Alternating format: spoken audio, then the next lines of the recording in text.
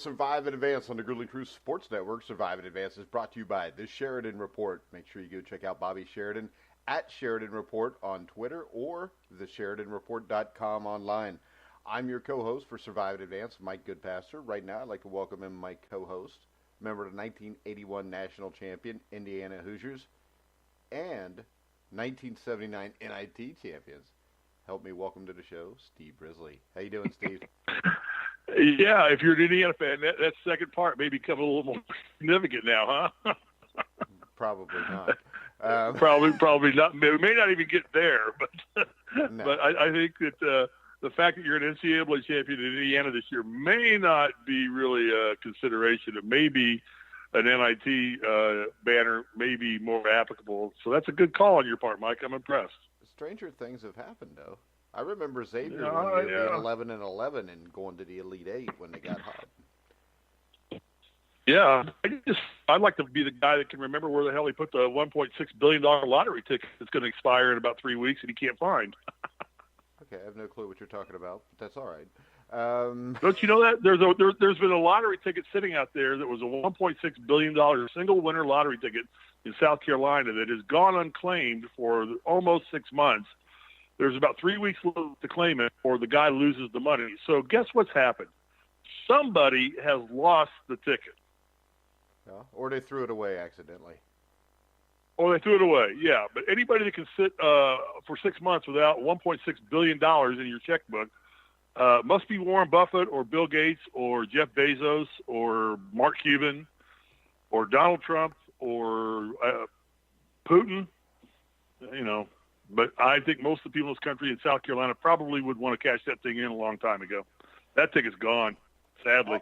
All right, and on that positive note, because we don't want anybody to have money like that unless it's us, Steve, I want to welcome to the show from Fansided and Busting Brackets, college basketball beat reporter, Brian Rauf. How you doing, Brian? I'm doing great. I feel like I got to go to South Carolina and dig through some dumpsters now. Well, we could. There's people out there all going through dumpsters, looking in couches and under the couch seats and everything. But, all right, let's start off on Saturday. The Kentucky Wildcats beat the Tennessee Volunteers 86-69, and I think this did two things. We're starting What? Start with scores first. We'll start with scores first. What else you want to start with, Steve? I got a host of crap to talk about today. We got bracketology we got to start talking about now. Yeah, and we will. But right now I want to talk about Kentucky and Tennessee. All right. And also, Lucas Weiss wants to know why Brian doesn't follow him on Twitter, even though I followed him the first time he was on Survive and Advance. Brian, would you like to answer that question? I will need to correct that wrong shortly when I get off there. Well, the sad thing is the way Lucas is begging for followers on Twitter. But yeah, forget it, Brian. All he's doing is, I get all these people every day that follow me on Instagram. I'm like, and I only have like 170 people on Instagram because I don't spend a lot of time on Instagram. I just put my dogs up on Instagram, and it's like I get 12 new follows. And I'm like, oh, good, I'm going to get up to 200. I go down, and I've lost 3 people because they follow you in hopes that you follow them back. They fish you is what they do. My son told me the story. That's what they do. They'll fish you, then they dump you, but they want you to follow them back thinking, I'm not going to do that. So I don't follow anybody on anymore. Yeah, Screw so we're Lucas, just to hell with you. We're figuring as soon as you follow Lucas, he's going to unfollow I'm unfollowing you, Lucas. I'm going to unfollow Lucas today, as a matter of fact, just for the hell of it. I think I'll Lucas, you're done with Lucas me. too. So Lucas, you just lost 2 and picked up 1. You just lost 2, Canada, Lucas, trying to get 1. There you go. In Canada, that's a positive thing. But Lucas says that Steve comments on all his Instagram photos. They're all on my dogs. I only put my dogs up on Instagram. He said you comment on all of his Instagram posts. Well, yeah, I try and give him props. He's trying to, build his image and build his reputation, Okay. Yeah, but it doesn't really help the reputation when you're begging for people to follow you on Twitter. All right, I'm Brian. not begging anybody to follow me. I don't beg anybody. I never ask people to follow me. I'm sorry, Lucas. I know. Lucas, we'll all follow you, and then you can sleep well. We'll still keep following you, Lucas. What the hell? All right, the reason ask your girlfriend to get married. Lucas needs to ask his girlfriend to get married. That's where. And I'm calling it out on radio. Lucas, if you're listening, what the hell are you waiting on? Maybe Jesus what we could Christ. do one day is randomly call her with Lucas on the line. He could propose to her on air. You can propose right on Survive in Advance. Lucas, we can do that for you. We can make that happen. Yeah, because the key to that Then is you can vacation. If you do it in public, she won't say no. Yeah, and then you can honeymoon at the Iditarod. Yeah. Just don't go to Canada to do it, Lucas, because it's in Alaska and Steve doesn't know. It's in Alaska. All right. Kentucky 86, Tennessee 69. Does this tell us more about Kentucky or does this tell us more about Tennessee, Brian? I think it says a little bit more about Tennessee, and I'm not going to read into it to the point that some other people have, where Tennessee is now suddenly a fraud and completely overrated. Kentucky has been playing incredibly well, and it's tough to beat at Rupp Arena, especially coming off a loss earlier last week to LSU. So I think we kind of saw a Kentucky win coming. I do think there are reasons to maybe be slightly alarmed with Tennessee, just the way they lost. They're a team who's built their identity on being more physical, being more team-oriented, kind of having a more balanced attack, and out-physicaling you. Kentucky, however, was able to win that physical battle, really took it to Tennessee all night long, won the battle on the glass, just was a more physical team all night. And Tennessee, I believe, only had 3 players that scored more than 4 points, in which case it showed that sort of balanced attack. They needed their big guys to step up when the other guys were struggling, and Grant Williams and Admiral Schofield and Jordan Bone weren't necessarily able to do that. It is one game, and I know people may want to overreact because of the fact that this was Tennessee's first real big test they've had in a while, which we've talked about a lot last week. So there is reason for concern, but I think people are maybe going a little bit overboard calling Tennessee a fraud. They're still a really good team, but those are things that I want to look for at least the next couple weeks. All right, the way I look at it is this. Tennessee has not played anybody since early in the season. I don't read too much into it just because they're probably not prepared to play that level of competition because they haven't in forever. All right. Kentucky has been. So, I mean, this is a game where I think with the last 6 games Tennessee plays, I think that those 6 games will tell you more than what this one does. Mm-hmm. Because Tennessee, I think, is more talented maybe than Kentucky, at least with the starting 5. Yeah, I would still lean Kentucky in that regard, but you're absolutely right. This was, I think, sort of a feeling out moment for Tennessee, and we saw that in the second half where Kentucky came out and took their game to another level, and Tennessee just wasn't ready for that. And I think that comes with the fact that Tennessee hasn't really been tested since early on in the year. I do want to watch those 2 things, the physicality and the level of contributions they get from the role players in these next 6 games. But again, it's just a 1-game sample, so I think it's too early to jump to any conclusions about Tennessee quite yet. All right, my other question before we go to Steve is Villanova St. John's. I do want to pat myself on the back because I believe. Well, I have a comment on the Kentucky-Tennessee thing. I can't address that. No, I don't think so. But on Villanova. All right, okay. Go ahead. No, go ahead. No, just go ahead. No. I know you probably didn't watch the game. You were probably watching like the Twin Duel 125s or something. But go ahead and ask your question. No, my question isn't directly related to the outcome of this game. I mean, it's an ass kicking by Kentucky. My question is, Brian, to me, this is the fallacy of the stupid polls. Tennessee's been ranked number 1 all year long. No, they haven't. They lose 1 or 2 pretty much all season long. 1 or 2 in the top 2. Okay, never mind. The last month. All right, never mind. I'm not going to ask my question now. Move on, Mike. Go It's talk just the about last Vanderbilt. month. They haven't been number 1 all season.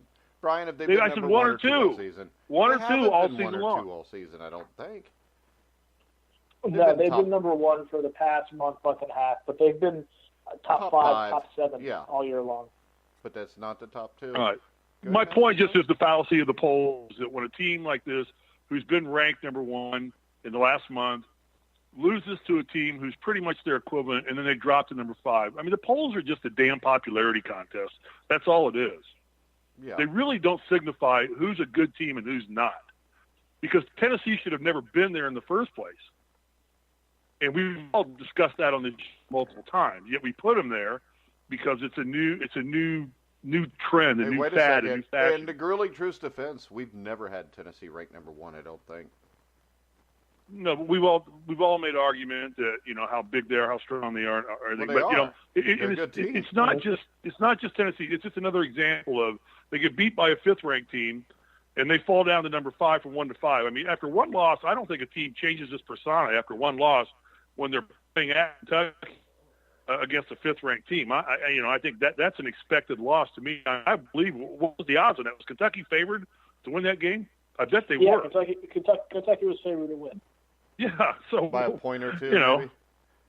So remember this: the polls, LSU went in and beat Kentucky at Kentucky last weekend.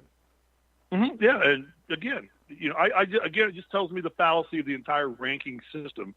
It's a made-for-television product that it only alters when teams lose. Rarely do you see a team work its way up by winning, unless teams are losing above them.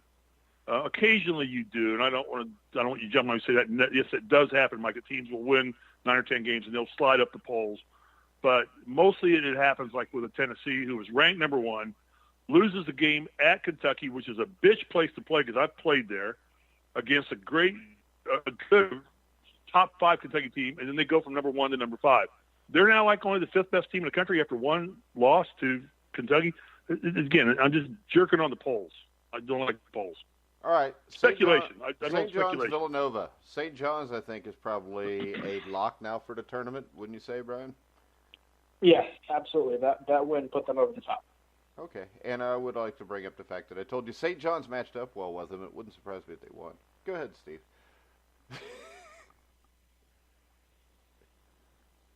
Steve?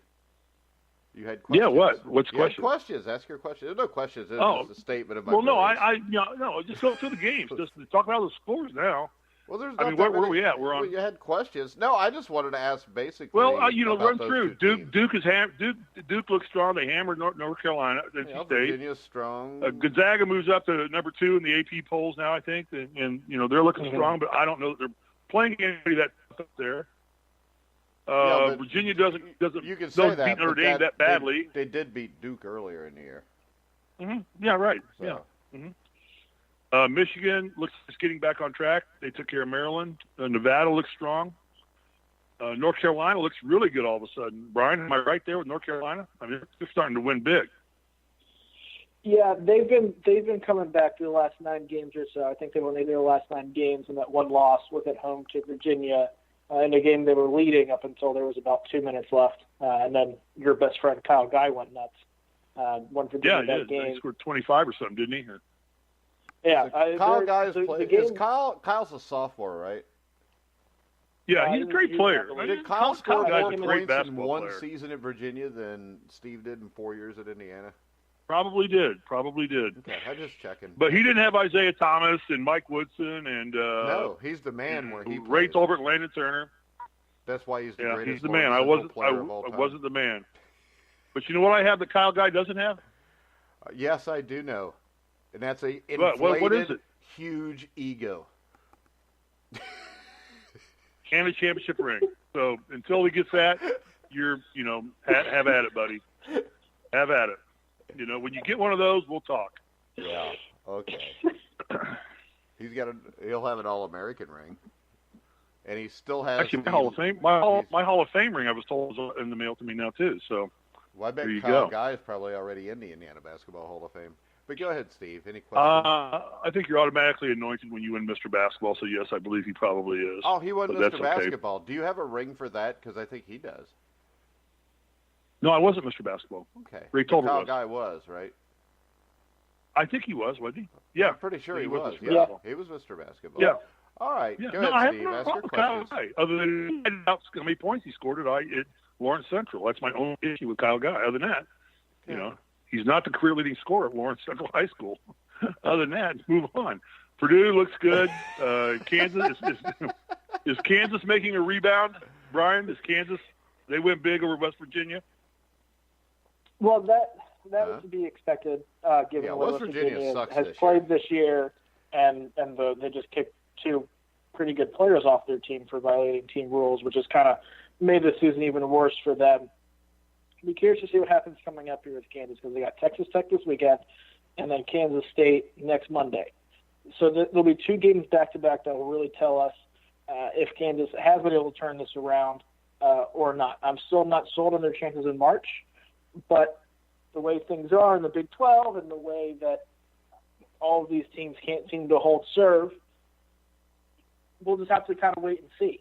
I believe the game against Texas Tech on Saturday is in Lubbock, which will be very telling because of the way Kansas has played on the road for most of the season.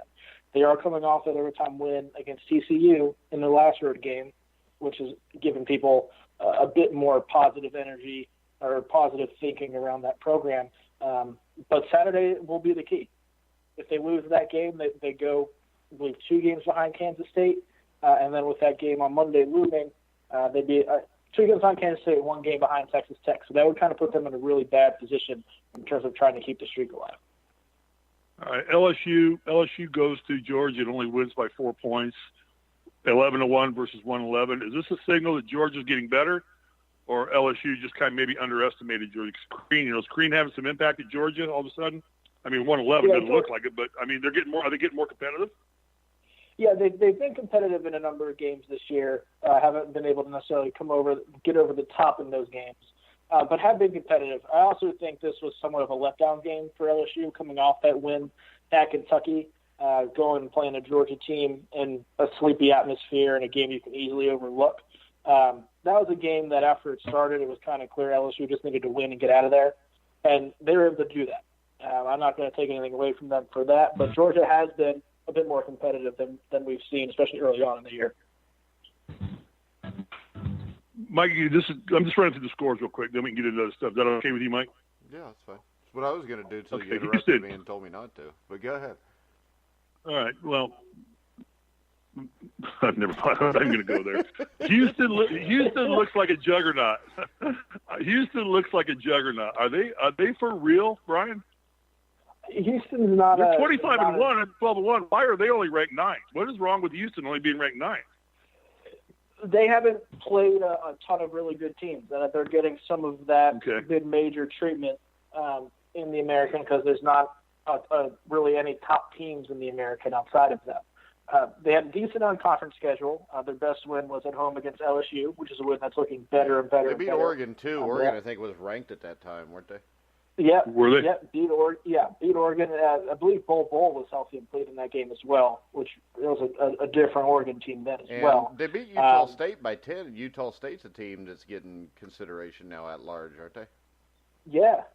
I think Utah State still has a little bit of work to do, but I mean they've had some good wins, and their only loss this year came thanks to a controversial block charge call with like 5 seconds left against Temple that ended up going against them. If it had gone for them, they would have gotten an and won that game. So they're a controversial call away from being undefeated. They're really good defensively. They have 2 really good guards in Corey Davis and Amani Brooks. The problem is that they don't have that go-to guy like they did last year with Rob Gray. So their offense can get a little stagnant at times. I think their floor is extremely high. With the seed they're going to get, I think they probably cruise into the Sweet 16 pretty easily. But I don't know if they have the talent and the offense to go up against the teams they'll face in the Sweet 16 Elite 8, like maybe a UNC or a Duke, Gonzaga, a Michigan, those kind of teams. But they're a quality team and they're legit. Would you call them like I would say Houston and LSU maybe the 2 sleeper teams. The ones that, really, Steve, they're wait a second. Steve's going to call LSU and Houston sleeper teams. When I brought this up, week 2 of the season, I brought up the fact that I thought LSU and Houston could make deep runs. Right. And you called me a fool and said neither one would make the tournament. Well, correct, Brian? Mike, we're doing a radio show. We do this to get people to listen to us. But when I get down to it now, you start looking at crunch time now. You get down to crunch time now, you start looking at what teams are doing today. And how they're dialing in. Yeah, but I told you they would be doing right now 2 months ago, Steve. All right. Well, Mike, let me say it on air again. Everybody that is listening, Mike Goodpaster is a freaking genius at predicting games. All right. Now go on. He actually probably better than Bobby Sheridan at actually picking games. Yeah, but I don't have money on the line. I probably would bet your way. We'll talk about that when Bobby comes on. About you just may be better at it than him. So. But I kind of go with my gut feeling and see how teams are playing at the moment, because what you did in the beginning of the year is not as relevant as what you're doing because at one time in 1981, our team was 7-5, and we ended up winning the national championship. So at the beginning of the year, you thought we're not even going to make the dance, and we ended up winning the national championship. I think Houston and LSU are turning into two teams that are going to be very dangerous in this tournament. Is that fair, Brian? Yeah, I've been saying LSU would win the SEC, or at least a share of the SEC, since before the season started. That was kind of my team, my sleeper team, I guess, to watch out for this year. And I think they have Final Four potential. I'm beginning to believe that. I'm getting in that camp now when teams going 25-1. I don't care who you're playing. If you're beating teams by 35 points, you get things cranking and rolling. Good basketball, no matter who you're playing, really. Michigan State rebounds, wins by 18 points over Ohio State, but they've lost a player, right? What does that do to Michigan State? It caps their ceiling. Not having Nick Ward, they're hoping to have him back before the end of the regular season. But chances are he probably comes back more conference tournament time, which means he's not going to be 100% at any point this year. And that hurts Michigan State, who's already down Joshua Langford. So they're essentially playing without two of their best three players. And Cassius Winston's great, but he's not someone who's – and there's really no one who's going in college who's able to make up for that kind of talent loss. I think they'll get a good enough seed to where I think they'll be fine in the first round. But then their ability to win a game or two from that point on is going to be very match dependent, just because they're going to be so short on the bench because of injuries. Yeah, they still have Tom Izzo, who seems to always find a way, but they may be short on talent this year. I would agree. Any other big games, Mike, we need to cover that's happened since the weekend, since last time we did the show? Wisconsin beats Illinois. Nothing big there. We expected that. Yeah, but Illinois played them tough, and Illinois is one of the more improved teams in the country, I think. Illinois is going to be tough for teams to play in the Big Ten tournament simply because of the way they play.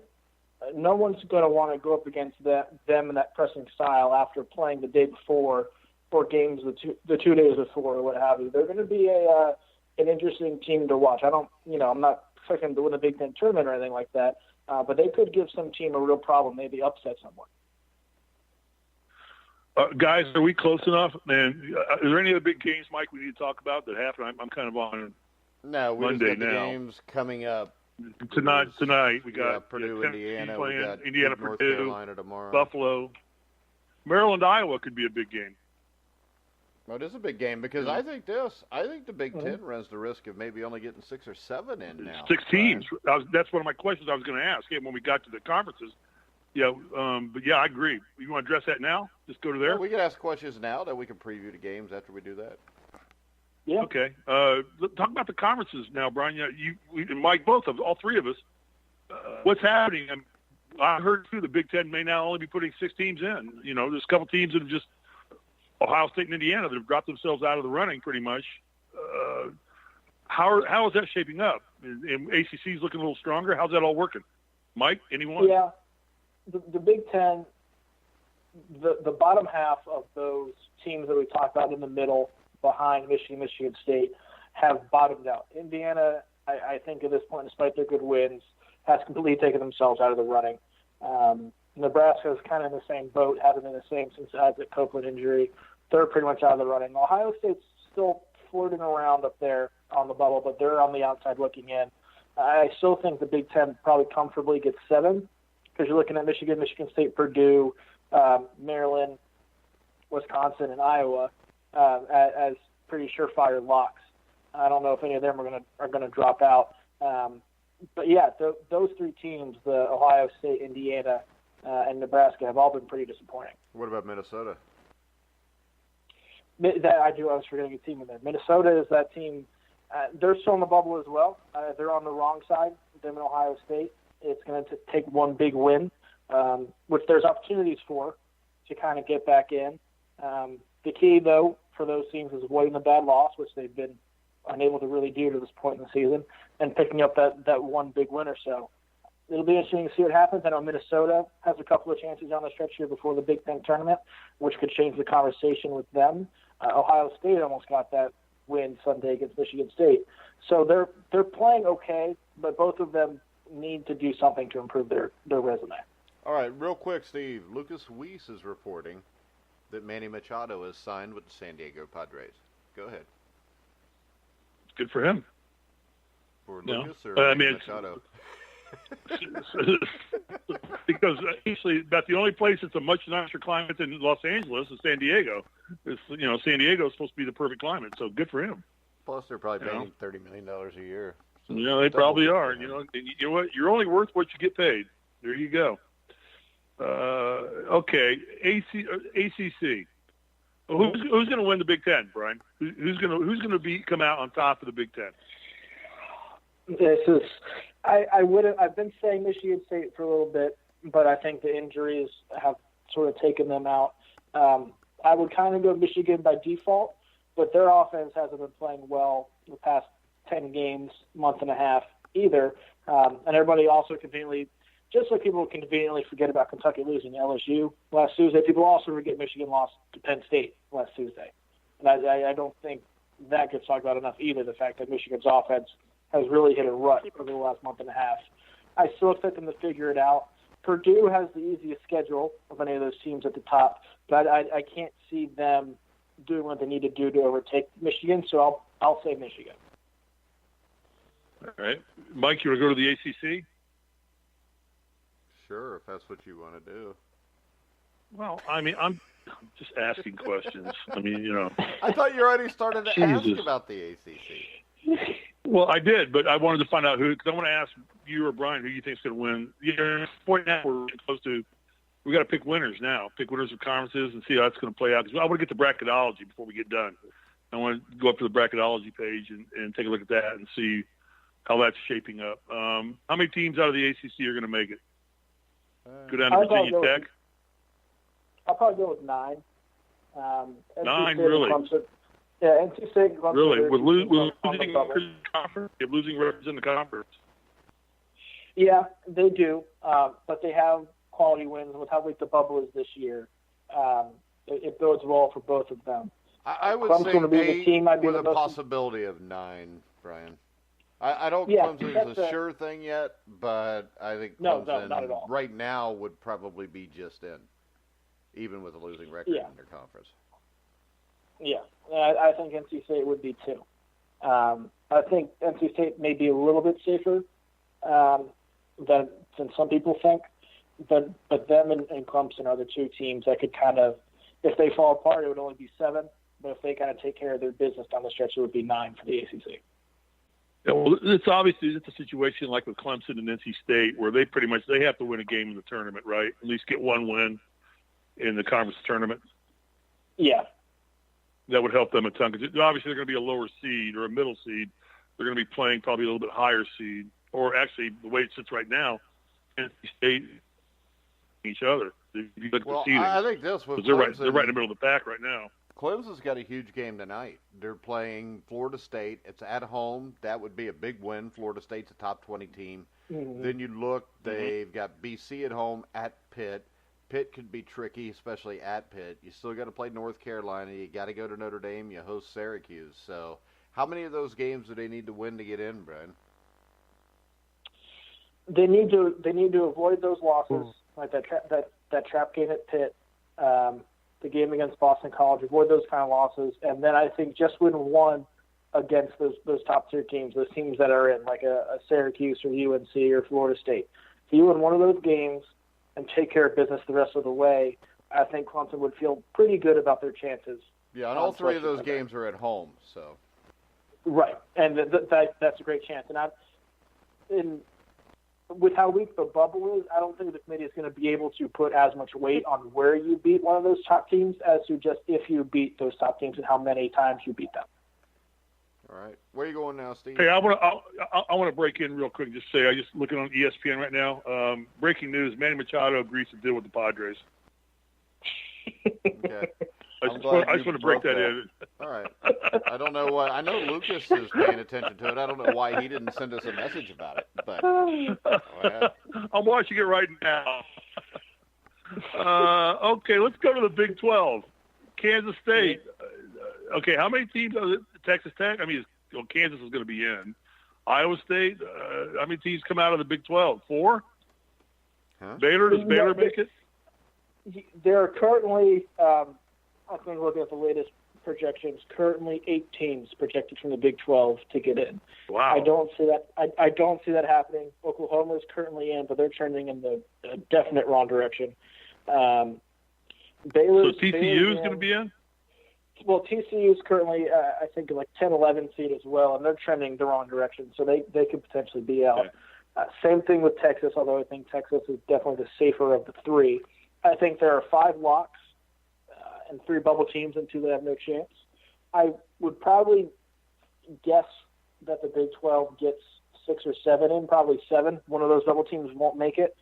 So I would go with 7, but those 3, Texas, TCU, and Oklahoma, are the ones that are in real trouble. All right, let me back up real quick, just quick, because I didn't ask this question. Who wins the ACC? Duke, Virginia, Duke, or North Carolina? Duke's going to win it. Yeah, they're 11-1. Virginia's 11-2. Does Duke and Virginia play each other again, or they've already played each other twice? No, they've already played twice. They played each other twice. Duke won both. I think Duke and UNC will split like they always do, but Duke will have the advantage in that case because of what they did against Virginia. And I don't know if they'll lose the rest of the way, except for one of these games to UNC. So it definitely Duke. All right, let's go to the Big East. Here they come. Here come the Wildcats. Huh? Jay Wright, one of the best coaches in the country. Right? Yeah, well, that's going to happen. You know, they're 11-2 in the conference. Is it pretty much down to Marquette and Villanova in that conference? Yeah, they both have a 5-game lead. I think a 4 or 5-game lead over St. John's and Seton Hall. Seton Hall and St. John's are both 7-6. Yeah, in the conference. So it's them too. They play one more time. I believe it's next week, next Tuesday or Wednesday. At Villanova. Marquette won the first game between the two. But that game is going to essentially determine who wins the conference. I still like Marquette in that matchup. I think they match up really well with Villanova. But, Villanova's been playing better, although I think St. John's kind of showed some of those weaknesses or limitations they have, so to speak. Marquette, since Thanksgiving, they've only lost to St. John's, the same St. John's teams that beat Villanova, which is a bad matchup for both of them. So I would probably give a small edge to Marquette. So how many teams get in from the Big East? Yeah. Good question. I was going to ask that, but go ahead, Mike. Yeah. Steal my thunder. I think 4. I think we see 4 get in. Marquette and Villanova obviously locked. St. John's is now a lock. So Butler's out? Butler's out. Barring, a couple big wins in the Big East tournament. I think Seton Hall is on the right side of the bubble right now. So I would go with 4, but the Big East tournament is going to be there for the taking for somebody because of how balanced the 8 teams are behind Marquette and Villanova. Well, I would say this, Steve. When you look at Butler, they go to Marquette tomorrow night. They go to Villanova next week or the week after. They have next opportunity. Week. So, that's what it's going to come down to. Yeah. If they can win a Marquette or Villanova game, then they've got a shot. Yeah, good call, Mike. They're only 6-7, and they're 15-11 but they're going to overall. get buried in both of those games, they're so bubble. it's not going to matter. Would they be a bubble team? Guys, would they be a bubble team? Right now? Yeah. I don't think they'd be a bubble team right now. No, they're not even a bubble team right now. Wow. They'd have to win one of those games. They'd have to win one of those games to get in the conversation. All right, who wins the Big East? Villanova. I'd say Marquette or Villanova. You think Marquette will get them? Yeah, I do. I think they match up well with Villanova, and I think they gained a lot of confidence from. I think Marquette's the better team, though. Yeah, I think there was a big sort of watershed moment for them when they beat Villanova. They kind of tightened up down the stretch. I think beating Villanova at home a couple weeks ago gave them some more confidence and belief that they actually could beat Villanova, and because they have a better team, I think they'll play a little bit freer and win that game next week, even though it's at Well, how about this? Even if they don't win that game, Villanova before they even play there, has to go to Georgetown and to Xavier, which are two tough places to play. And then they finish the season at Seton Hall. Yeah, the schedule sets up much better for Marquette. I think Marquette, too, plays the bottom two teams, which is Creighton and Providence as well in these last 6 games, and Villanova doesn't play either of them. So the schedule also sets up favorably for Marquette. But if they were to win that game next week, obviously, I think everything in that conference is done. Yeah. Okay. So who wins? Okay, we said Marquette. All right, let's go to the Pac-12. Why? Why would we go to a significant conference like the American? Well, the American. I know. It's just there are big teams out, so it's one of the dominant power conference. No, it's not. It was at one time. It may not be anymore.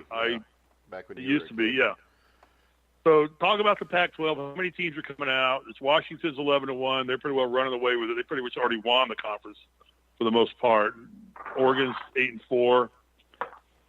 Arizona State's tanking. How many teams are coming out of the Pac-12? Just a couple, maybe? 3? One. Just Washington. Unless someone else wins the conference tournament, Washington's going to be the only team that comes out of there. Arizona State was the only other team that had a chance. But in the last 2 weeks, they've lost to Washington State and then to Colorado, which are two of the worst teams in that conference, and really sort of took them from being on the right side of the bubble to the wrong side of the bubble. And they don't have that opportunity for a big win in the Pac-12 to get them back on the right side. So they're in the same boat as everybody else now, where I think they need to win the Pac-12 tournament if they're going to get in. And UCLA is going to rehire Steve Alford, right? Because he was seen playing golf at in Los Angeles and mowing his yard at his house and all that. So they're just going to rehire him. He'll go to USC when USC fires Andy Enfield. USC fires. Oh, that's mean. All right.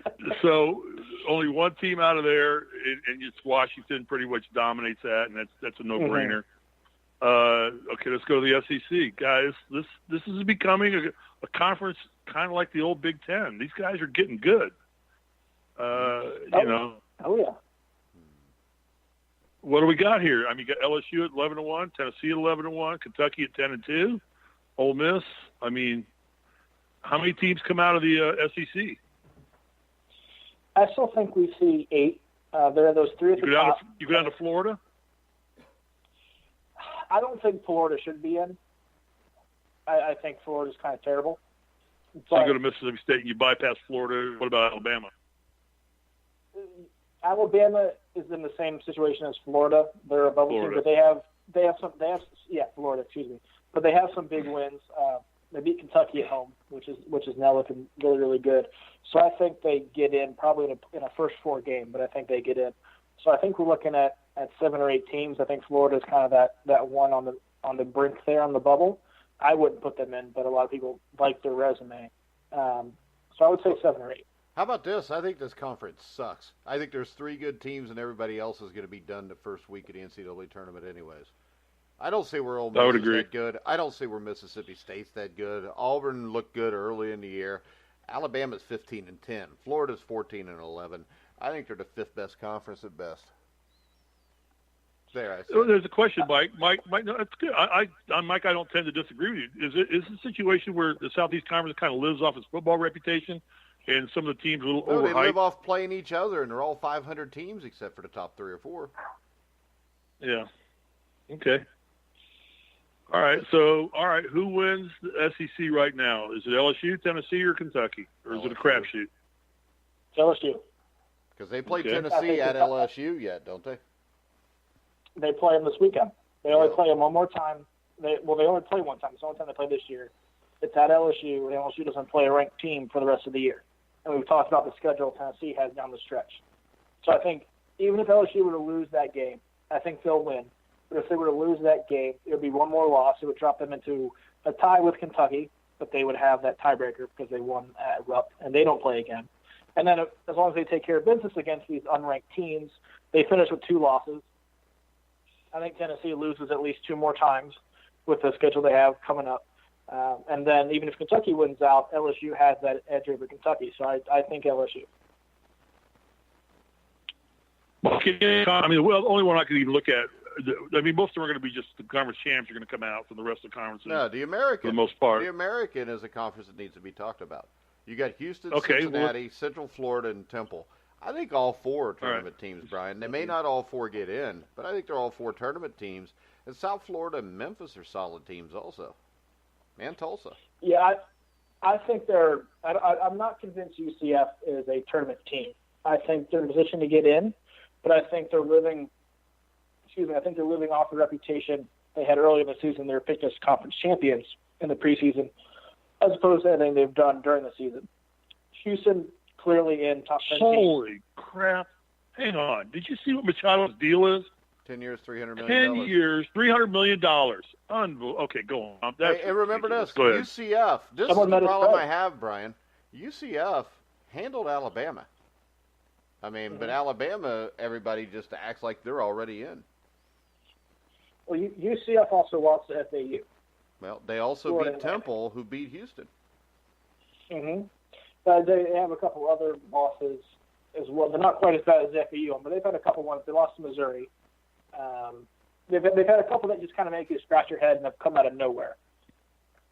And they also haven't necessarily gotten that top tier win, but they've been solid in their other games that they've played, which is why the metrics like them. I think Temple is going to be a dangerous team should they get in. Cincinnati, I have no faith in because I don't trust their offense at all against any time they play a good team. We see it every year when they get into the NCAA tournament. Well, their defense is good enough. They could upset anybody, but they're not going to do that more than once. I think that's probably best case scenario. They played 4 games this year. Well, that's why they're usually out in the second round. Yeah. Well, they've played 4 games this year against teams that rank in the top 75 of KenPom. So anything resembling a good team, they only played 4 of them. They're 1-3 in those games. The one win came against Ole Miss early on in the season when Ole Miss was still kind of struggling and figuring out who they were. And the other 3 were the only 3 games this year they haven't scored 60 points and conveniently lost all 3 games. They still go through these extended stretches where they struggle to score or don't score at all, and that kills them in these games. And I haven't seen anything from them this year or from past Cincinnati teams that make me think this team's going to do anything differently. Well, I'll tell you, Temple to me is more dangerous than Cincinnati if I've got to play them in the tournament. I agree. They have the guard play, which is what you look for in a team to make a couple upsets in the tournament. Steve. Who wins that conference? Houston. Cincy? Houston? Houston. Yeah. They're up a game and a half. They got to go to UC at the end of the year, but I'm betting UC can't score enough points to beat them, no matter where they play them. Yep. All right.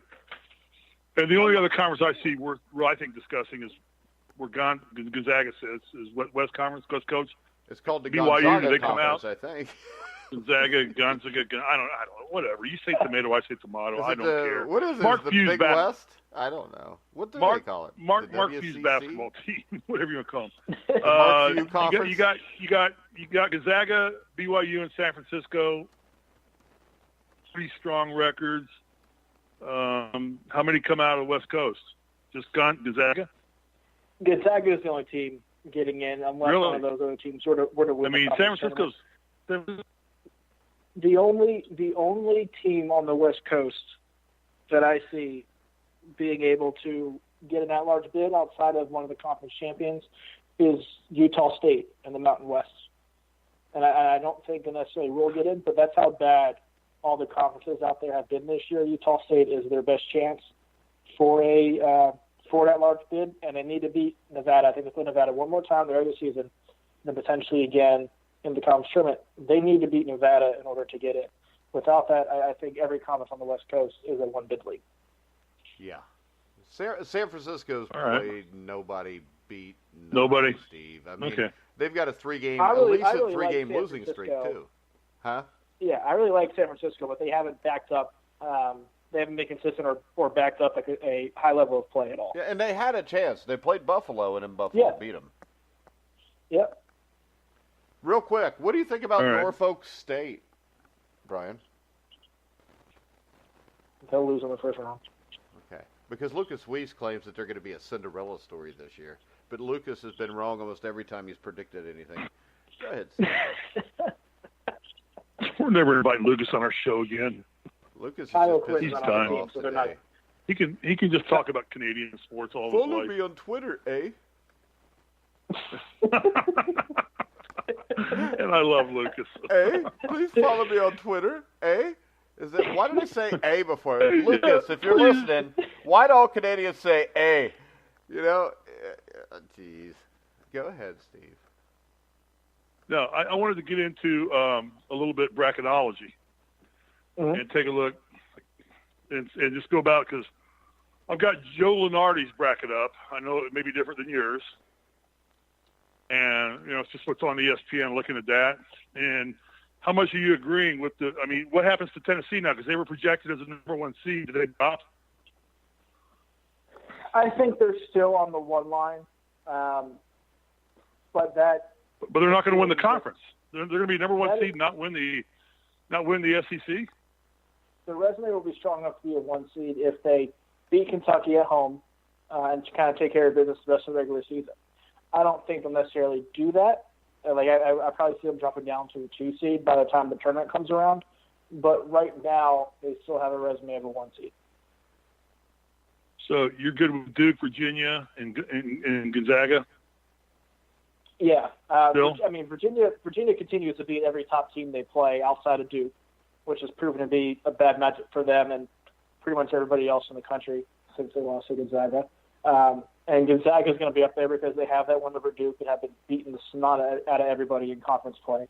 They're going to get the West. So I really think there's one seed up for grabs, which is probably Kentucky's to lose right now, because they have to win over Tennessee. If they're able to beat Tennessee again and hold serve down the stretch, I think they'll get that. UNC also has a great chance because they got 2 games against Duke left and some pretty good metrics. But I think that last 1 seed will end up being Kentucky. Does Michigan State still? Go ahead. I'm sorry. Go ahead, Mark. Does Houston have Mike. a chance?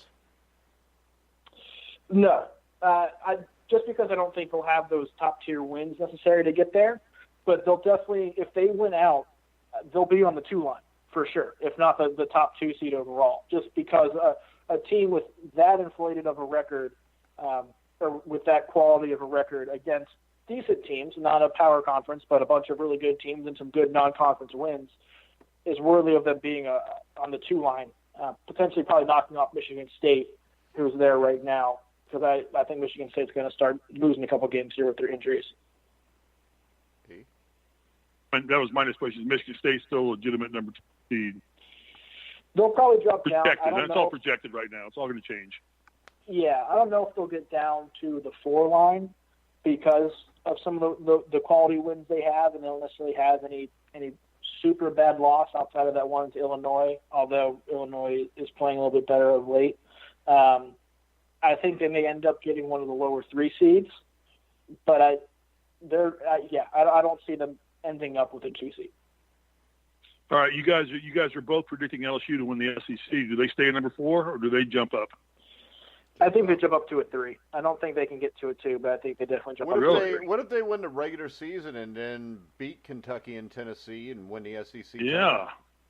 Then you got to look at them as number 1, I would think. Yeah, because they would have 2 wins over Kentucky at that point. If they beat Tennessee on their way, they'd have 2 wins, assuming they beat them this weekend. Yeah, because you can't have those 2 as number 1 seeds as well. because Tennessee's got to drop out. Yeah. Then. And you'd think Kentucky has to drop then. Yeah.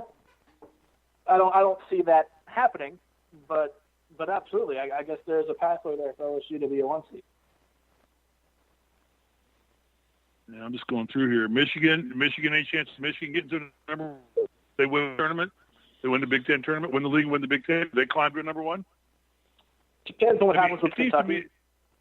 It seems to me the only spot that's really vulnerable right now is Tennessee's number 1. Am I correct? If everybody else wins out, Duke, Virginia, and Gonzaga are not going anywhere. They're going to stay there. So really there's only one number 1 seed up for grabs right now. Now, somebody could fall apart. But, does Michigan, if they win out, win the Big Ten, and then win the tournament, do they take that number 1 Midwest seed right now where they've got Tennessee kind of marked into. It depends on what happens with Kentucky, because I think if Kentucky takes care of business, they would get the edge over Michigan. Michigan would need Kentucky to lose one, maybe two more games to kind of leapfrog them and get that 1 seed. Okay. They've got Ole Miss in. Anything else, Mike? Are you looking at the bracketology, or am I just doing this on my own here?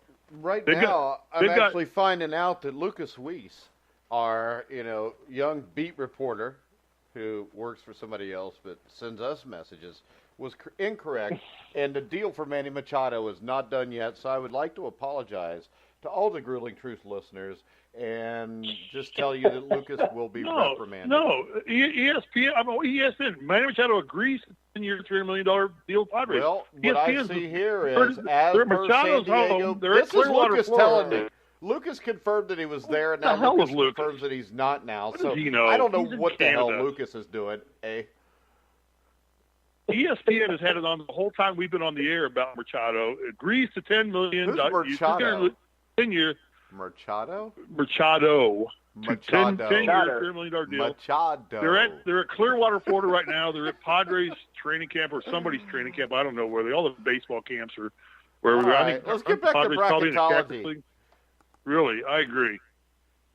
So right now they got Butler. Jerry Palm's got Butler and Arizona State, UCF, and Clemson as the last four in. That's the play games, right? The playing games. And it's just the last four in. Oh, last four in. I don't know about that. Yeah, it doesn't make much sense to me either. And he's got the Final Four out: Furman, Utah State, Nebraska, and Florida. Yeah, it's ESPN has last four in: Alabama, Arizona State, Temple, and Florida. First four out: Butler, Indiana, and St. Mary's is what they're calling for. Indiana's on the list still. But again, what's Indiana have to do to get into the tournament? Well, no, Indiana has three of those quadrant-one wins. Wow, and I mean, freaking whoop. That's so stupid. Jesus, they've lost 10 out of 11 games. But if Indiana beats Purdue tonight, Indiana beats Purdue tonight, and then beats Michigan State, what do you do with Indiana then? Now they have five quadrant-one wins. And I don't know how many teams have five quadrant-one wins. Oh, if they do that, they'd have five? Sure, it wouldn't be They have three four? Right now, don't they? They have Marquette. They have Louisville. 3 plus 1 is 4, Steve, Michigan not State. 5. They have Michigan State. Yeah. They have Louisville, and they have Marquette. If they would beat Purdue and beat Michigan State again, that would be 5. Yeah, we beat Michigan. But right now, Michigan State may completely drop off the face of the earth anyways. But I don't care because they've still lost 10 out of 11 games. Number 2 seed, they're going to be a quadrant-one team. Michigan State will not be a 2 seed. Okay. All right. Any surprises in here? North Carolina got to the number 2 seed. I'm seeing here. Mm-hmm. Should Virginia already be scouting Quinnipiac or France? Be their first round opponent, and be making sure they figure those guys out and don't look past that to Ole Miss, St. John's, who they're going to play according to this bracketology, which everybody's going to be a little different. But according to ESPN, they just need to make sure whoever they play doesn't press. That's how good would it be if Virginia lost the first game again? How good would that be? That'd be terrible. I'd like to see Virginia make a run and win a national championship. That'd be awesome. I know and you would. I promise you this. I'm going to put together like a 5-minute highlight clip of Steve ripping on Kyle Guy, and I'm going to send it to Virginia and get Kyle Guy on the show. I will guarantee you, if Virginia wins, I will get Kyle Guy on this show. I will find a way to do it. No, and I will eat so much crow like there is no tomorrow. I go to the Lawrence Central connections. I know his family. I can get to him if I want to go try and get to him indirectly, and I will get him on this show if they win the national championship. Okay. And I will sing the Virginia fight song to him. So, no, I will sing the Lawrence Central fight song to him. Okay. I'll sing both. I don't care. Anything else going on in bracketology we need to worry about at this point in time? No, I do want to say this. And I'm always right about these things, and I'm going to go on air and say it right now. Indiana will beat Purdue tonight. I'm not going to bet it. I had that feeling too. I have that silly feeling too. They're going to win. Archie came in a press conference yesterday and said it was the best practice they'd had all season. Of course, that's always a kiss of death. They always say that. When somebody tells you that, they always say that. Yeah. They you had know a great what? practice, My team's always played so. best when we had a terrible practice right before the game. Yeah. You had a good one. Right. You done used it all up before you got to the game. Lucas Weiss is now reporting to So Machado is a Padre, he put. So There you go. So tell Lucas we're 2 hours ahead of him. Are we done with the bracketology? Anything else we need to worry about? Louisville stays the number 5 seed. Can they have any chance to climb? Is Louisville legit? Are they really a 5 seed, or they are they could win a just kind of game we all love them tournament. because they're kind of like the little kid because of all the crap they went through last year. They got a new coach, a great they coach. could win a game in and the we tournament. love that team. If everything breaks right, they get a good draw. Maybe they win 2 games, but I think that's the cap on this. Yeah, I don't trust them in a close game, given what we saw against Duke and then what we saw against Clemson over the weekend. I'm almost blowing that too. But they certainly have the potential to win a couple games depending on the draw. And Brian, if you can do this shortly, because go to the Sweet 16, okay? And right now the projection is that the ACC will put 9 teams in, SEC will put 8, Big 12 8, Big 10 8, American 4, Big East 4, and they're saying Pac-12 2. We didn't quite have all those exact numbers. But that's what ESPN is saying. In the Sweet 16, how many of these power conferences put teams in? How many Big 10 teams do you think make it to the Sweet 16? You don't have to name the teams. Just how many do you think go? 2. If you can do it quickly. If you can do it quickly. Actually, Michigan for sure. Other than that, I think it depends on matchups because it depends who Michigan State ends up playing. I think it's 1. Yeah. Okay. Hey. What about the ACC? How many ACC teams make it? ACC, I think probably gets 4. I think Duke, Virginia, UNC go, and then one of the Virginia Tech, Florida State. Yeah, I think Florida State's a Sweet 16 team. I think they give a lot of teams matchup problems. I'd say 4 also. Okay, so we got 1, we got 5. We got 5 total now. All right, let's go to and there's going to be some sleepers. So 12. How many big teams are projecting out of the Big 12? Let's say we go that number. How many do you think make it to the Sweet 16? Maybe 2. I'm not sure who exactly, but it'll be 2 of either Kansas State, Texas Tech, or Iowa State. I don't think Kansas gets there.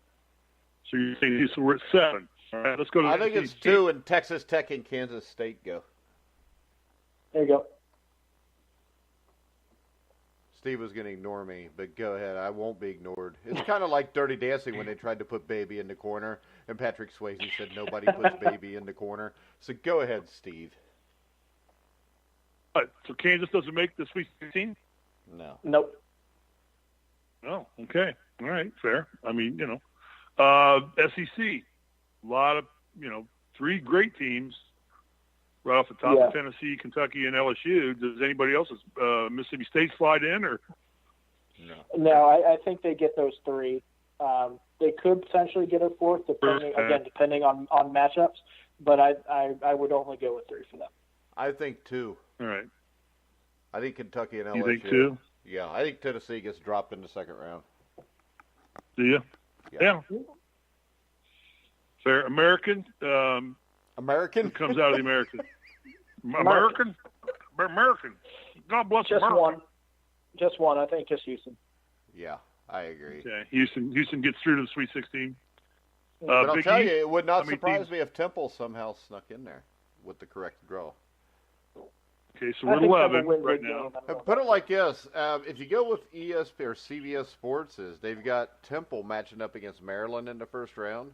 I would actually like Temple in that game. Oh, I would too. I absolutely would. Steve. Yeah. ESPN has Maryland playing Clemson in the first round, but again, it's all speculation. Don't forget, you got to put. I'll probably put Gonzaga and Nevada in the Sweet 16 as well. Yeah. Right. Well, no, I'm getting there. Big East. How many teams out of the Big East make Sweet 16? Because we're at 10 right now. I'd say 1. Marquette. Yeah, I think 1. Just Marquette. Villanova makes it. No, I think they lose second round. Me too. Okay, all right. Fair. I'm just asking. Pac-12, anybody? With Villanova, they usually win the national championship or they lose in the second round. There is no, literally, there's no in between for them. No middle ground there. There's no middle ground. Right. Anybody from the Pac-12, or is that just wishful thinking on the Pac-12's part? Washington could, but they won't. Yeah, they might win a game, but they won't win two. That's it. They're done. Oh yeah, because my guess is they're going to be like an 8 or a 9 seed, which is going to give them the number 1 seed the next game probably. Who were the other? We had Zaga. Who else were you talking about? Because we're at 11 now. There'll be 2 more teams. So Nevada. We predicted Nevada. We got 30. What about Buffalo? Buffalo doesn't do it, or anything like that, or I think Buffalo. Or they become one of the 3. I think Buffalo. Because we're at 13, so 3 surprise teams that we weren't counting on. We think that those are the guys at this point that we think would be a Sweet 16. Yeah. And that makes sense because that's usually what you get in a Sweet 16, 2 or 3 surprise teams. Yeah. Right, yeah. And we can't even have time. If we have time, do I have time for just one quick question to Brian, if I could? Yeah. I'll answer quick. I wrote this down. Brian, is Ken Pom directly linked to the quadrant rankings, or is it just 2 different factors that they use to scale the teams? The quadrant used to be based on RPI. I believe it's now based on net. So it's not. So Ken Pom has no effect on. No, Ken Pom is one of the metrics that is on a team's resume, but it doesn't affect quadrant wins. Then there's no sense in going on any further with that discussion. So we'll just drop that there. Mike, anything else you talked to us, Brian, about? I think I am good. You want to predict the games for tonight real quick? Should we just look at tonight's games and see what we think about tonight's games? There's only one game tonight. It's Indiana and Purdue. It's the only game that matters, Steve. Tennessee's playing Vanderbilt. Any problems there? No. Buffalo at Ohio? No. Maryland, Iowa. Pick that game. Maryland, Iowa. Where's it at? It's a good game. Yeah. It's at Iowa. Iowa. At Iowa. Okay. Kentucky, Missouri. Any problem there? No. Florida State, Clemson. Well, I think we already talked about that one a little bit. I think Clemson. I think Florida State. But I don't think Clemson's going to make the tournament.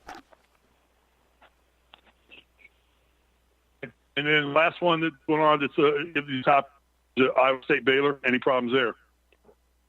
No. Is that Iowa State? Yeah, right. That Iowa State and Baylor's a little bit hurt.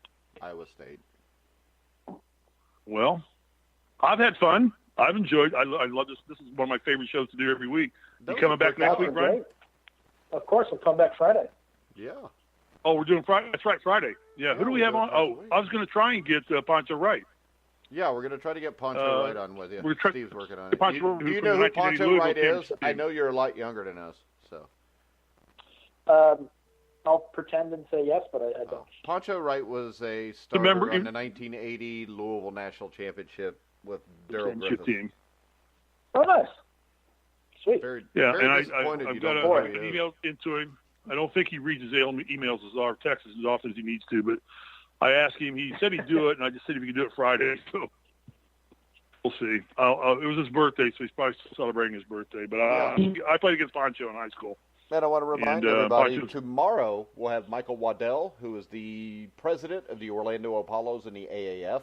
Plus, after that, we'll have Evelyn Magley, who is, what is she with the TBL? She runs the league? She is the CEO of the TBL, the first African-American female to ever run a professional basketball league. And the TBL is kind of a competitor. Yeah. Kind of like the old CBA or something, Brian. Right, yeah, like the old CBA. But she is, she's actually the CEO of the league. I think they have a commissioner. But we'll find all that tomorrow. But all right. Two great guests tomorrow. Thursday we've got a guest, too, but I don't remember who. Well, it was Sarah Uran. You get Sarah lined up for Thursday? No, but I'll get her lined up. Well, you were supposed to. What have you been doing? Well, because Wednesday we have an and we have Ted Kitchell what does that on have Wednesday to do night with you on not confirming Weekly. Our Thursday guest, what I told you to a week ago? I will text her the minute we hang up and see if she can come on Thursday. All right, Brian, you want to tell everybody where you can find you? Yeah, find everything on bustingbrackets.com. Got a good group of writers on there. Find really anything you want to know or really anything you want to know, anything you need about college basketball, you can find on bustingbrackets.com, or you can find me on Twitter at brauf33. It's BRAUF 33. Are you smarter than Joe Lunardi? Not when it comes to brackets. Really? So he's above you. Well, you hold on I wouldn't Friday, have said that. We're going to try to get Don't ever Joe admit that Lunardi. on air. Yeah, don't admit it. How do you think people are going to follow? Lucas isn't going to want to follow you now. Yeah, he will. Lucas will follow anybody that comes. follows him back. Lewis will whore himself out like he always does. All right. Great show, guys. All right. Are we taking a break, Mike, and getting we'll be back Bobby? in 1 minute with Bobby Sheridan from the Sheridan Report. So we'll be back right after this. Thanks, Brian. Thanks, Brian. Talk to you Friday. Thank you, guys. Hey, sports fans. Chris and Graham here from the Gruel and Truth Network. Baseball's boring. It's too slow. Where's the fun in it? If you think that, then why the hell aren't you listening to Out of Left Field with us on thegruelingtruth.net? On our show, we make baseball way more than just a bunch of numbers. Laugh with us, probably yell at us, and hopefully learn a thing or two from us. Ever wonder what it's like to be a major league umpire, or why they made the call they did? Lucky for you, we have our own umpire on the show, even have big league umpires stopping by from time to time, and even the occasional big leaguer or two. And all of that's just the first 10 minutes. Come on by and join the fun. Listen to Out of Left Field with Grant and me every week on thegruelingtruth.net, and give us a follow on Twitter and Facebook. Just search Out of Left Field with Chris and Graham, and like our page on Facebook. Or use our Twitter handle, @OOLeftField. It's that simple. See you all this week when we put the ball in play on Out of Left Field. All right, guys, we're back on Survive and Advance. I'm Mike Goodpaster with Steve Risley. And, of course, it's come to that point of the show, the main event of the evening, Bobby Sheridan from the Sheridan Report. How you doing, Bobby? I'm okay. The main event, I don't know. I don't know about that one. Why not? How you doing, Mike? All How's right. Steve doing today? Is Steve in a good mood today? I think we lost Mike? Steve. Oh. I warned know him not what to was screw weird? with me, so now this is what's happened. So, Hello. there. Where'd you go, Hey, Steve? Steve, you're back. No, I don't know. I lost something. I was sitting here just bringing stuff off my computer and got lost as usual. All right. So You we know got how- Bobby Sheridan. You know how with us us. color guys. What? You know how us color guys are. We screw things up all the time. Yes, that is true. You do screw things up all the time. We do. All right. Steve, I asked how you were doing. How are you doing this morning? I'm having the time of my life. I got to talk college basketball all morning. What the hell? What's wrong with that? Oh, that's awesome. Great thing. Yeah. All right, Bobby. Very good. And I didn't have to. I've got some breaking news that I've been excited to tell Bobby about since yesterday when it happened. But Bobby, I got new tennis shoes yesterday. Did you? That's great. Yeah, I did. Did you get some And Nikes or some I New got me Balance some or what? Nikes, but the problem is this: I got Nike Air Force Ones, and they're white with blue. And my kids make fun of me. And the problem is this: they were right, because all morning they've come up and showed me pictures of like people ordered me wearing them, and they say that they're old man shoes. So now I went from being pumped up that I got new shoes to now I just feel even older. Well, That's all right, Mike. You know, you're on your plant-based diet now, and you're getting yourself fixed up. You're going to be a new man here shortly. Oh, yeah, I'm making a comeback. I don't know for what reason or how that comeback's going to ensue, but it's coming. You're having too much fun talking sports. That's why. Yeah. Mike, yes. give you some advice, Mike. When you after the age of 40, all men, all white guys, buy New Balance. I want to give you some advice. If I'd have bought New Balance, I'd have never lived that down. New Balance is what you wear. But then again, they're the only ones that have shoes that are like 17 quadruple Z. Right. I wear nothing but New Balance. A big I wide love one. New Balance. Yeah. We'll see. If you wear New Balance, the way it was explained to me by a son one time, you ought to just wear a T-shirt that says, "I've got 10 years at most left to live." Huh? I figure that's about right. Okay. No problem with that. All right. So, Why do I Bobby, want to live any farther than that? Stop that. because of You're this. going to be around another 40. Yeah, Yeah, he probably No way. won't because he's 60 right now, and I haven't seen too many 6'8" 100-year-olds. I haven't seen too many 6'8" Bill Russell. 100-year-olds Bill Russell's like either. 85. Yeah, that's but right. he's Bill special. Russell's going strong. Yeah, he's special. Yeah, he's doing fine. He can still flip you off, All right. and I can send you the picture to prove it if you want me to. Dude, you sent me that picture so much. I know I can speak for Lucas Weiss, who's listening, and almost anybody else, that is Steve's go-to picture. It's probably a screensaver. So he sits there all day with Bill Russell flipping him off. But let's get back to Bobby Sheridan from the Sheridan Report. Bobby, what's your big play tonight? Hey, Mike, I love that question. That's how you always lead in. And, we got a Big Ten doubleheader tonight and twin top plays, and I think it's a really good two-team parlay. And there's a team I like, especially in the first half in one of our games. And so that's the game I'm going to talk about. I'll go over one of them and analyze it. The other one I'll leave for the subscribers. And I will say this, that Nebraska tonight, guys. Hey, wait, can I just say something real quick? Real quick. Sure, Steve. I just got an email from the Los Angeles Times. Manny Machado is signed with the Padres. Okay. All right. Once again, it's Manny Machado. It's not Manny Machado. Machado. Jesus. All right, What's whatever. going on? Hey, that's a big move. That's a big move for San Diego, guys, because their farm system is loaded. It's top ranked right now, and they were It's able a to go joke. grab a star player. And he's down in San Diego, right there, close to the border, and he's a Latin American that I think I think he'll play better down there than he did at Dodger Stadium. Not that they didn't accept him, but I think he's going to play really well. And that's a good move. Somebody's going to jump out of there and challenge the Dodgers, and it just might be the Padres sooner than what people thought. Okay. All right. Back to your pick. Anyhow, Like, we don't care. guys, I'll get back to my game here. I've got two top plays, and they're both in the Big Ten, and I think it's a big-time two-team parlay tonight, both winners. But the one I'm going to talk about is Nebraska. They're +3, and I got them over Penn State tonight, straight up. I think they'll win the game on the money line. At Penn State or at Nebraska? It's at Penn State, and that's a great question, Mike. They played last month, January 10th, and Nebraska was favored by 11.5 in that game, and won fairly easily in that game. And based on those numbers, had those teams stayed the same January 10th, which we know landscapes change, we've gone over that often, Nebraska would be about 3.5 or 4 in this spot as a road favorite.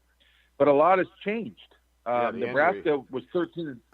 Yeah, and the injury, but they've overcome that. Nebraska's overcome that injury to that kid Copeland. I think Copeland was his name, and I can't remember. But they've overcome the injury to that senior, and they were 13-4 at the time, and then they went through a 7-game losing streak.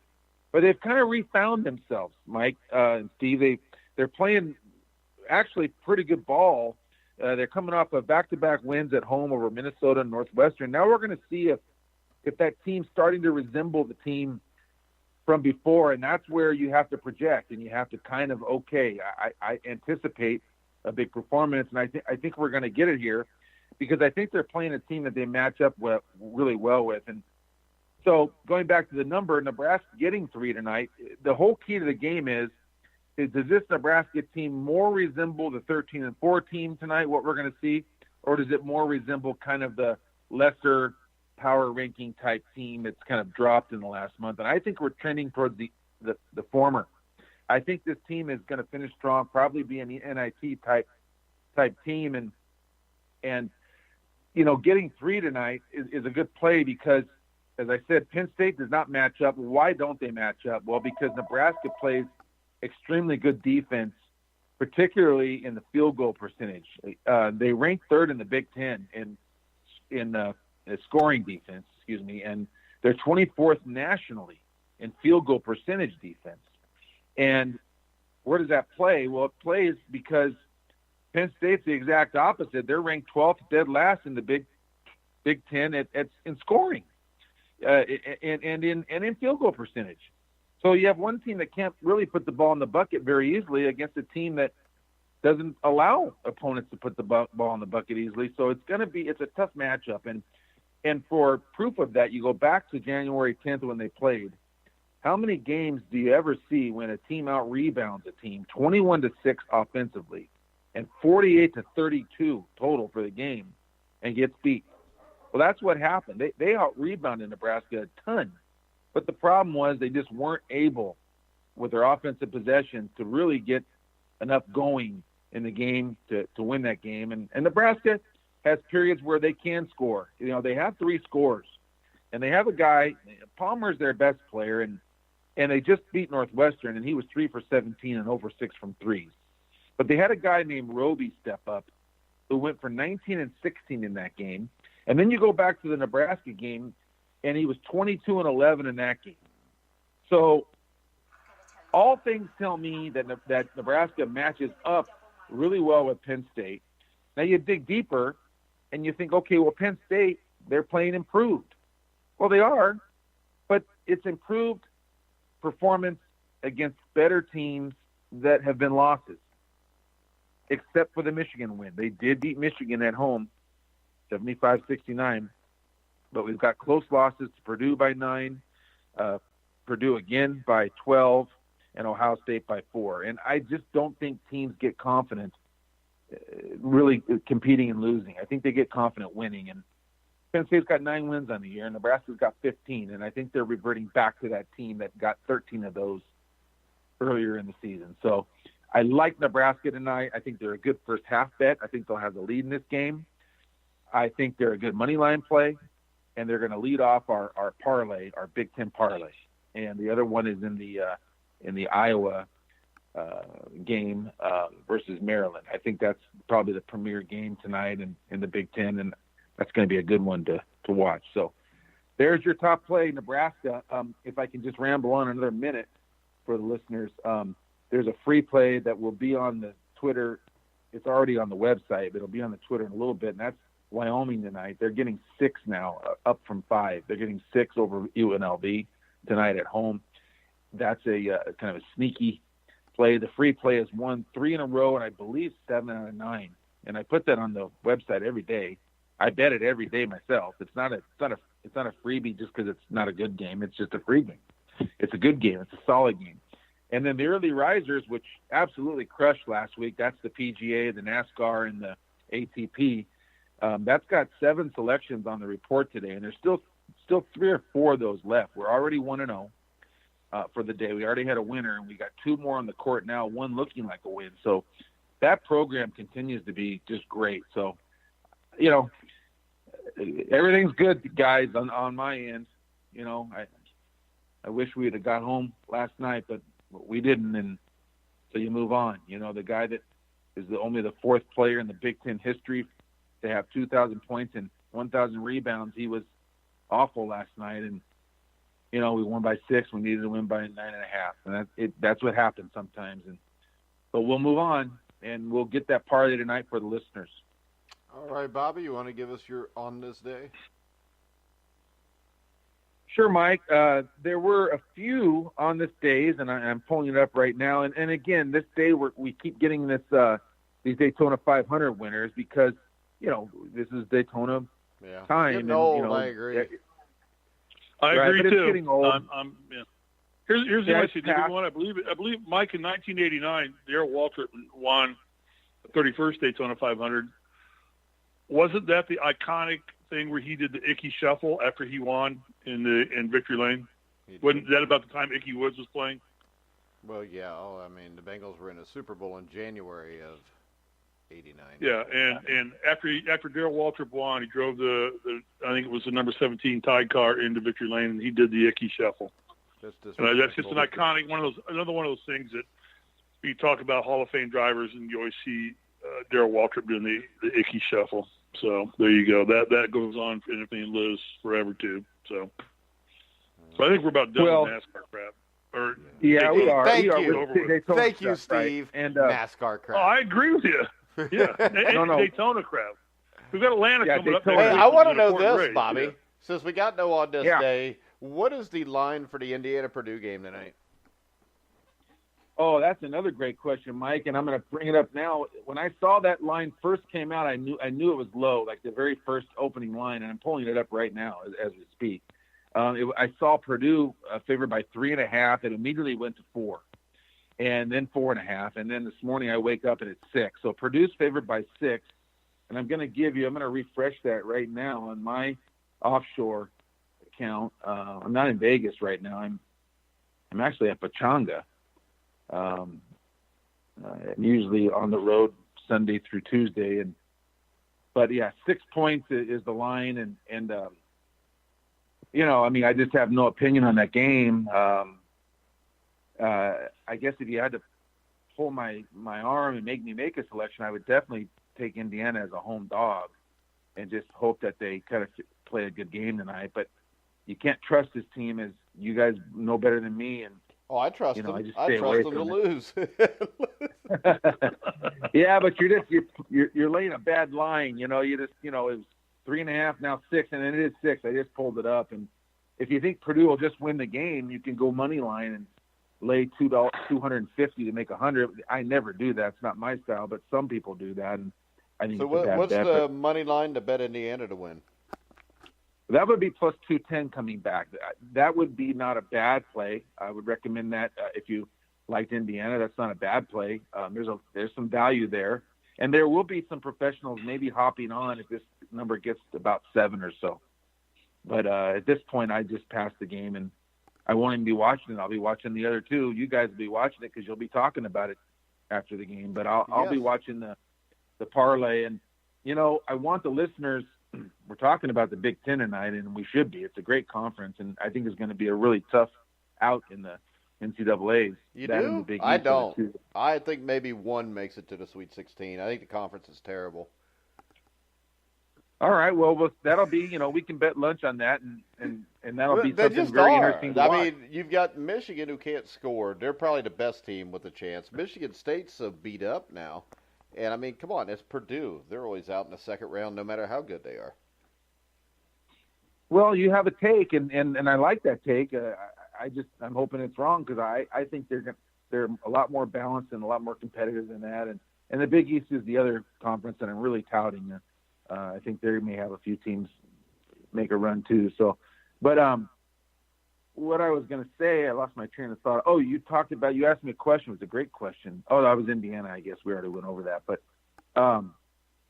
anyhow, I want the listeners to grab the other game of that parlay. And I normally give the whole thing out to you guys and to the listeners. And it's just that I'm trying to get some traffic to the website for my guy that does the computer.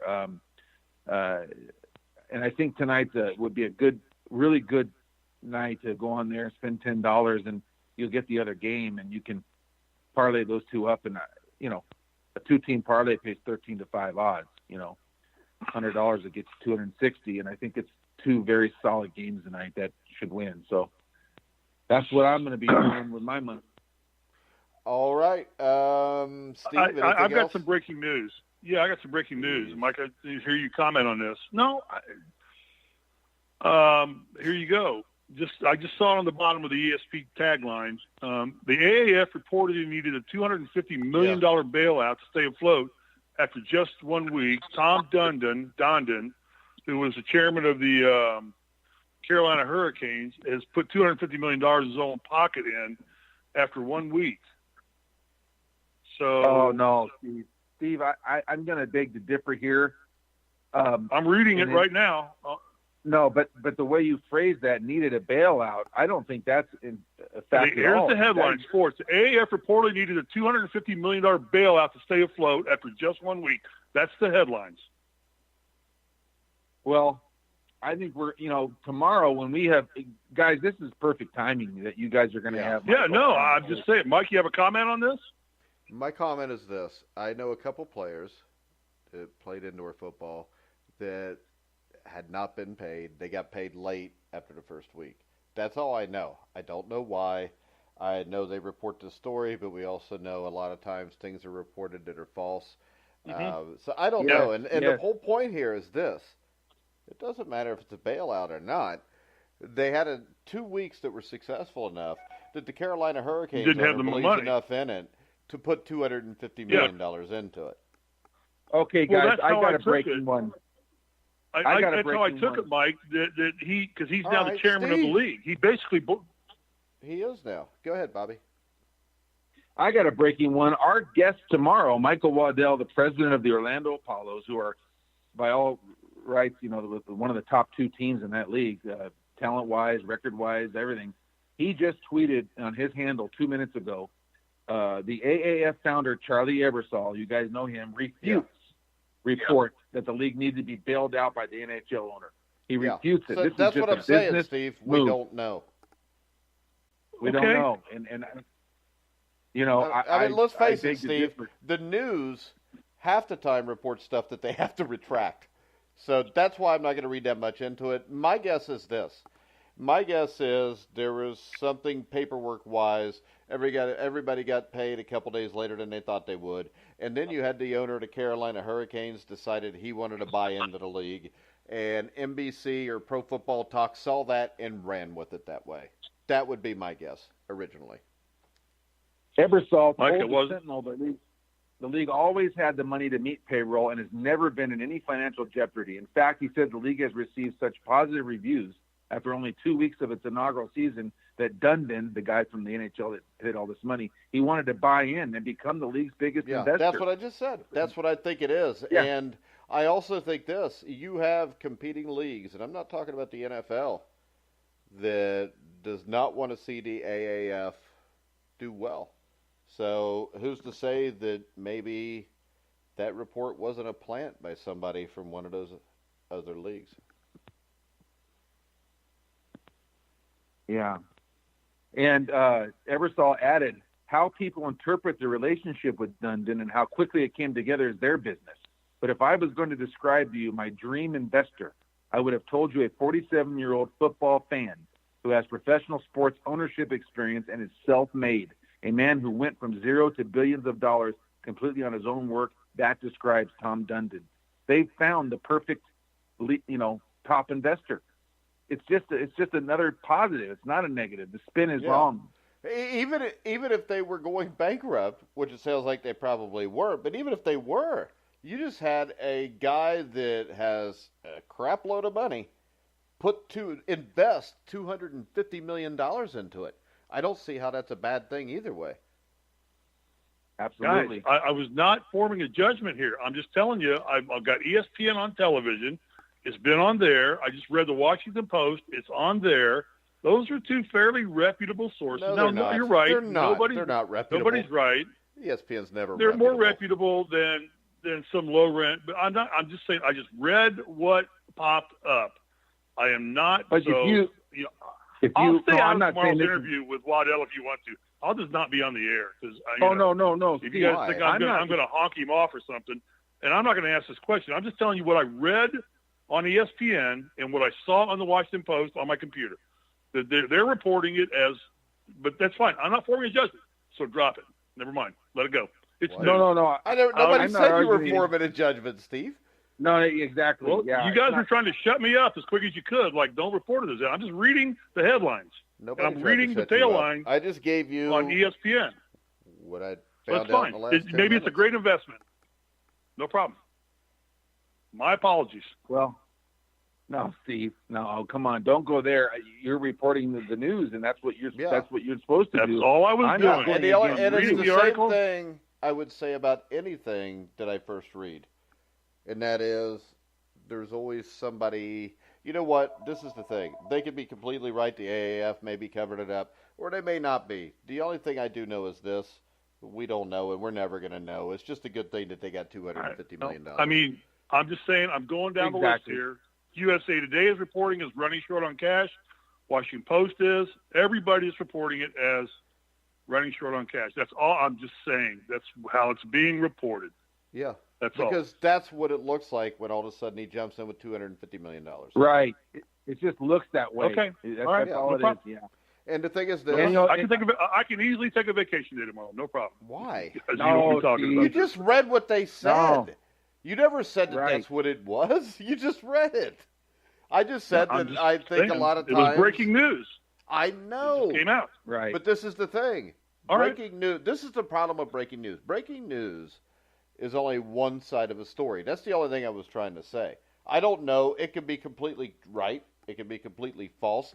But my first thought when I heard this morning, and they got the $250 million, and then it was spun the other way, my first thought was maybe a competing league wanted to make them look bad, so they play up the story. The story goes with the guy putting $250 million into it. So we need to call Oliver Luck and ask him. I'm not even saying Oliver Luck. I mean, there's other competing leagues. You got the NFL, you got the CFL, you got the XFL. I mean, you've got, you know what? This is the thing. Arena football and indoor football, if this league works and the XFL works, that will die. So there's a lot of places here that this hurts if it works. That's all I'm saying. I'm not talking about the XFL. All right. Yeah, again, my apologies. I just was reading the headlines. I only was delivering news. I was not formulating opinions, we know so that. my apologies. Right. All right. Are we done? This guy wants in it. This guy wants in at $250 million. What's that tell you? That I don't think the guy's an idiot. He could be. It's a lot of money. I have no comments on this. I'd rather go back and talk about NASCAR. But, you know, I'll tell you, it's good timing having the president of the Apollo's on there. I mean, it couldn't be better timing for the Grueling Truth. I mean, good stuff. Yep. And, you know, we'll see what happens. But, all righty, we're going to wrap it up. Tomorrow we will have Michael Waddell from the Orlando Apollos, president of the AAF team, and Evelyn Magley, the CEO executive of the TBL, the Basketball League. So make sure you check us out tomorrow. Should be a great show. I want to thank Bobby and Brian, as always, for coming on. Bobby, you want to tell everybody where they can follow you? Yeah, follow at Sheridan Report, and that's spelled SHERIDAN, at Sheridan Report. Or you can go online and get that other Big Ten game today, thesheridanreport.com. It helps out my website guy. It's cheap stuff. Every day, good solid picks on there for $10 or $50 for a month, and it's a good investment. And that's how you can find me, at Sheridan Report. All right, guys, we're going to wrap it up. Steve, anything before we wrap it up? Nope, I'm done. Indiana Basketball Weekly tonight around 9 o'clock after the Indiana game. Tomorrow night, if you're an Indiana basketball fan, we'll have Ted Kitchell on at 8 o'clock Eastern to talk about his career, to talk a little bit about the present-day Hoosiers. Also tonight, Inside Boxing Daily will be live at 11 o'clock after the IU basketball show, so make sure you check out Jeremiah Pricer on that one.